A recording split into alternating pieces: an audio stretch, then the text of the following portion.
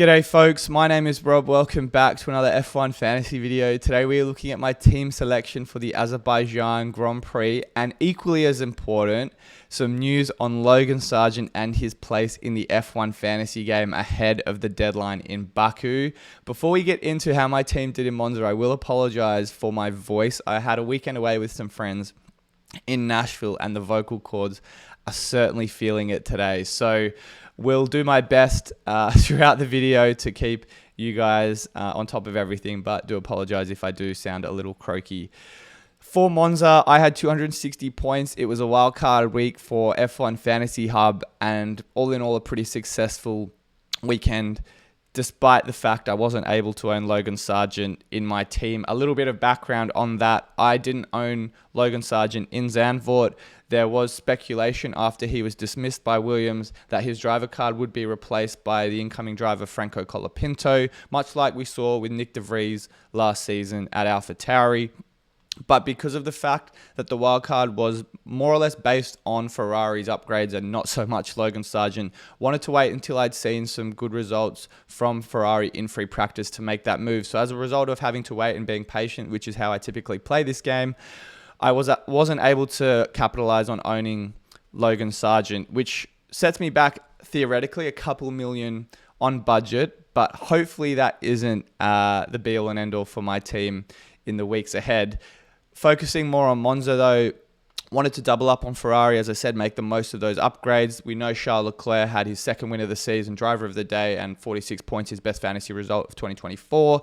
I didn't own Leclerc only because I would have needed Sargeant instead of Zhou to upgrade Sainz to Leclerc, but that's how things unfold in F1 fantasy. And despite the fact that I wasn't able to get Leclerc in, I'm still very happy with the team setup for Baku. Franco Colapinto, 11 points, going from P18 to P12 and a few overtakes as well in there. An incredible debut for the Argentinian.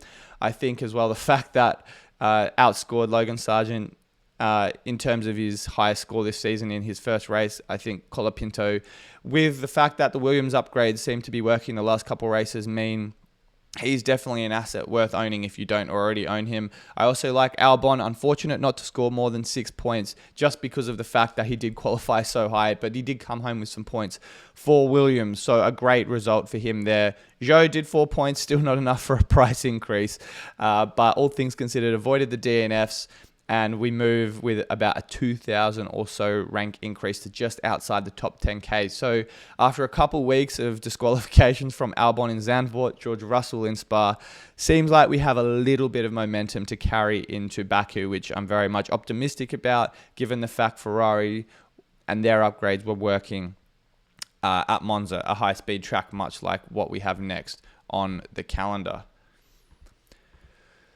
So a couple of things to talk about before we jump into team selection for this week. The first thing I wanted to cover off is Logan Sargeant, the man still making headlines, certainly in F1 Fantasy, even though he was dismissed from Williams a couple of weeks ago.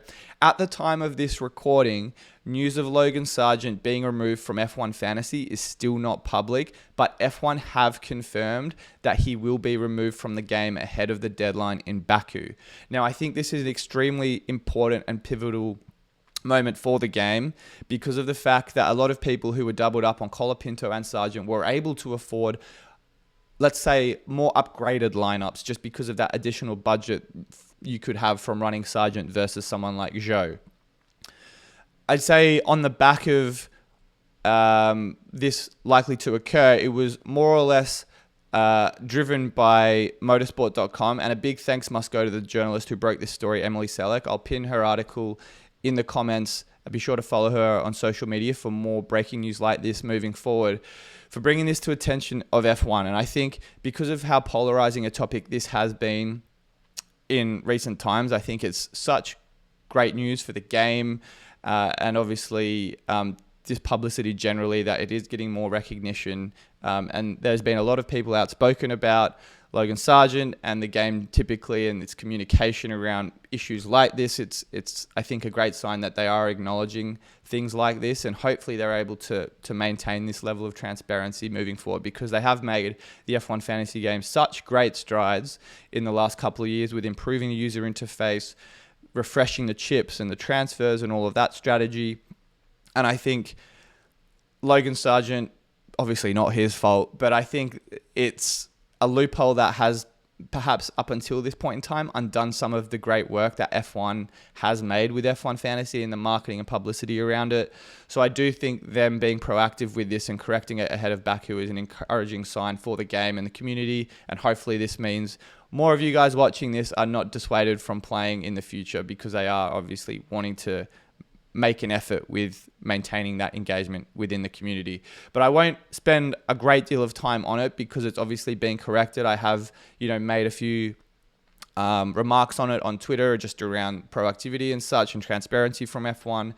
But I think for those of you that aren't up to speed on it, ultimately what owning Sargeant could have done, I alluded to it before, was upgrades to other parts of your team. And if we look on the left, a non-Sargeant team, similar to the one I had most recently in Monza, versus a team that could have both Sargeant and Colapinto, and that additional budget would mean you'd be able to upgrade other areas of your team.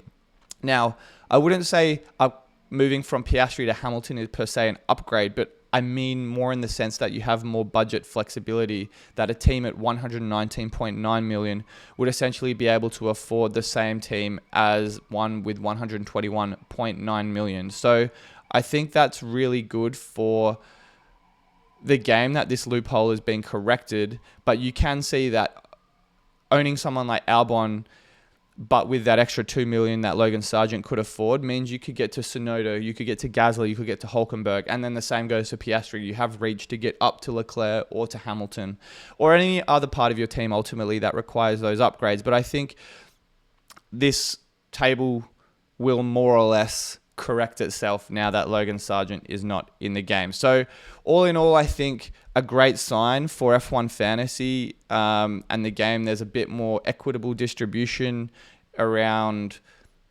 budget, and for those that have been building towards budget this season that haven't been able to make the most of Logan Sargeant are obviously not disadvantaged anymore. But I do think I couldn't have done this speaking to Motorsport and Emily Selleck for breaking this important story in F1 Fantasy. So very curious to see how F1 responds, whether we get a one additional transfer. I don't know the semantics of the outcome for Logan Sargeant, but they have confirmed he will be removed. So around extra transfers or how he's removed, I'm not sure yet. You'll have to wait and see what we see on the F1 Fantasy website. So I'll pin the article, as I said, in the comments below. Be sure to check out Emily's content for Motorsport on her social channels on X and such. In terms of other considerations for Baku, I want to talk a little bit about Ferrari. I already mentioned it just before in my race week review of Monza. I'm encouraged a lot by these upgrades that they have brought to Monza. I think the fact that they did so well at a high-powered track most recently suggests to me that probably will translate over to Baku and again Singapore.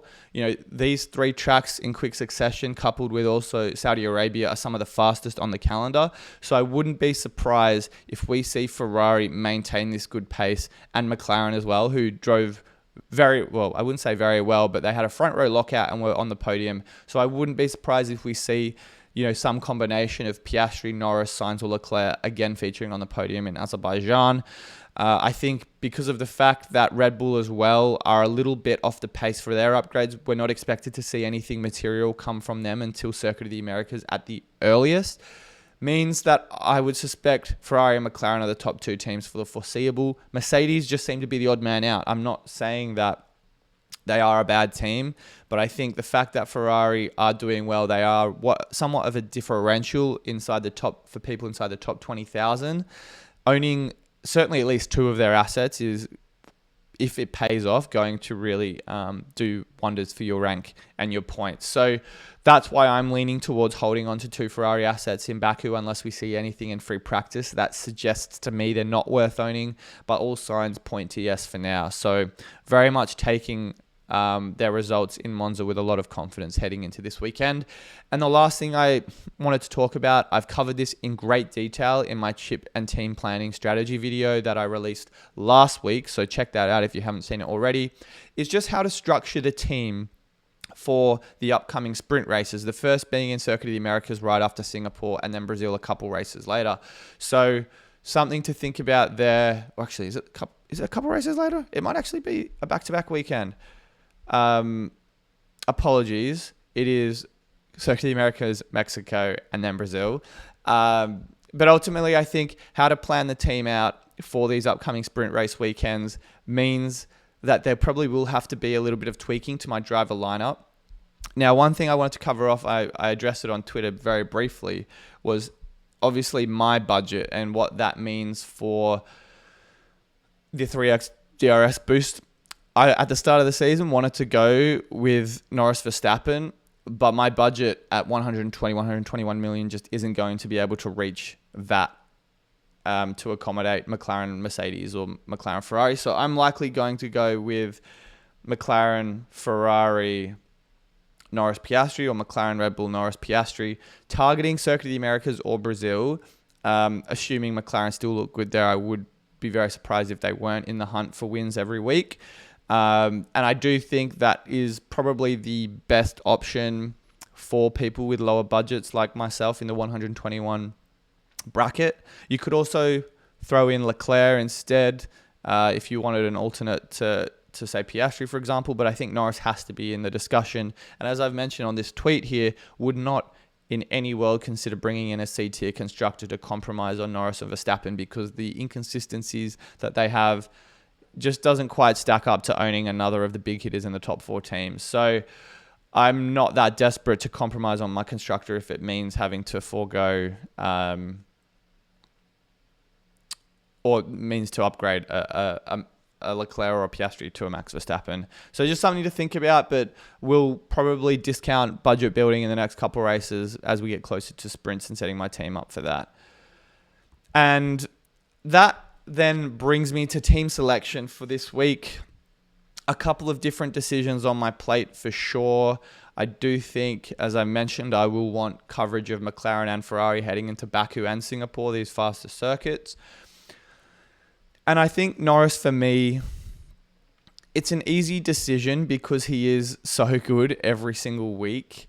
And he will be, in my opinion, the favorite to win the races for the next few races. I just think that his qualifying record compared to his teammate is so much better. But one thing I will say, there's no confirmation of this so far because of how much publicity there was after Monza around team orders. If McLaren are serious about Lando Norris's push for the World Drivers' Championship, they probably have the constructors sewn up at this point. Then they have to implement team orders. If they're serious about winning the championship in the drivers, Lando Norris is their best shot of making that happen. And Max, although I don't see him realistically losing the championship, I think his class is so high or too high to lose it with so few races left. I do think McLaren should at least give Lando the best chance possible to do this, because how often do you see a drivers' championship roll around? So I do think McLaren will implement team orders to an effect in the next few races to back Lando's charge for the win, which means he becomes a very easy 2x candidate week to week. There isn't really much flexibility I have otherwise. And again, this kind of goes against the grain of what I just entirely said. But 2 moves I could make would be to get in Charles Leclerc and Oscar Piastri. I think I'd love to own Piastri. I think he's exceptional value at 24.2 million. And Leclerc really seems to have got a lot out of that Ferrari in Monza. The one thing I will say about Charles Leclerc is that at 24.9 million, he's 0.1 million away from going into the A-tier asset class for 25. As a result of that, your price increases are much, much more compressed, despite the fact he might be matching the fantasy production he's on at the moment. So as an A-tier asset, you can only go up a maximum of 0.2 million, which is, still less than what Piastri would get as a middling B-tier asset. So that essentially books a transfer in for me after Baku if I went for Charles Leclerc. And if there are other fires in my team I want to put out, then that's probably something I do need to think about. So at this point in time, I'm leaning towards sticking with Norris, but I do love this driver pairing. If you're able to get Piastri-Norris with the budget that would afford, I'd absolutely recommend it. I would like to get Zhou out of this team somehow, but Albon, I do back to turn it around with value increases. There just aren't really many other upgrades to my team I could see myself making. The only other possible change I could see happening, depending on Ferrari's turnaround, would be to back the constructor and go a triple up on the McLaren like this. Now, I do suspect that there's only so many rises I'll be able to get out of Piastri until he hits 25 million again. So I'm not sure if now is the right time. If it's not, then there probably won't be a time to own Piastri, Lando Norris, and McLaren as B2 assets. I think Oscar probably only has 2 or 3 races left in him to hit 25 million again.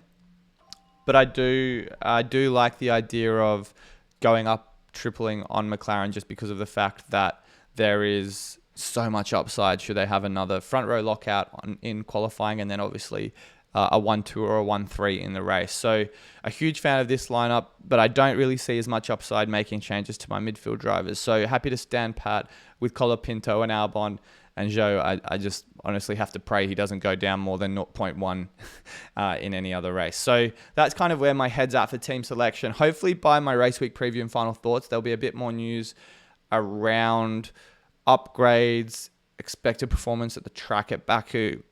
And also, I think by that time, there's hopefully confirmation of Logan Sargeant being removed from F1 Fantasy as well. So lots happening this week in Baku. A very exciting week for F1 Fantasy, and obviously setting ourselves up for sprint races in a couple of weeks' time. But as always, guys, be sure to drop a like on the video and subscribe to the channel if you haven't done so already. Greatly appreciate all your support, and I'll be back, as I said, with my race week preview and final thoughts closer to the deadline. In the meantime, have a great week, and I'll see you all very soon.